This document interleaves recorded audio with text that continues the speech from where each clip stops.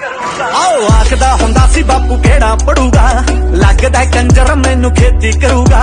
ਛੋਟਾ ਹੁੰਦਾ ਸੁਣਦਾ ਰਿਹਾ ਸੀ ਰਮਲਾ, ਪਤਾ ਨਹੀਂ ਸੀ ਵੱਡਾ ਹੋ ਕੇ ਗੀਤ ਕਰੂਗਾ। ਰਾਉਂਡ ਕਰੀ ਚੈੱਕ ਗਿੱਪੀ ਕਰੇ ਨਾ ਕਦੇ ਵੀ ਗੱਲਾਂ ਹੌਲੀਆਂ, ਹੋ ਜਿਨ੍ਹਾਂ ਨਾਲ ਚੱਲਦਾ ਏ ਵਹਿਰ ਪਤਾ ਕਰੀ ਖਾਂਦੇ ਰਾਤ ਨੂੰ ਨੀਂਦ ਦੀਆਂ ਗੋਲੀਆਂ।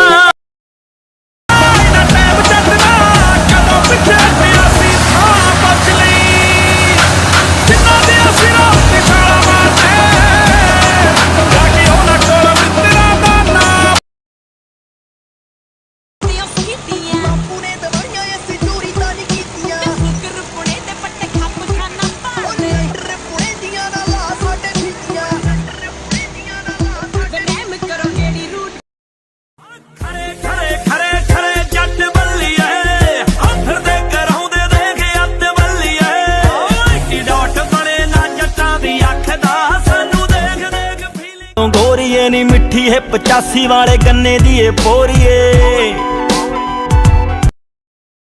ਲਾਈ ਕਹਿ ਗਈ ਸੀ ਦਿਲ ਤੇਰਾ ਖੋਟਾ ਮਾਰ ਗਿਆ, ਉੱਤੇ ਛੱਡ ਕੇ ਬੇਰੁਜ਼ਗਾਰ ਨੂੰ ਆਖ ਮਾਂ ਖੋਟਾ ਮਾਰ ਗਿਆ।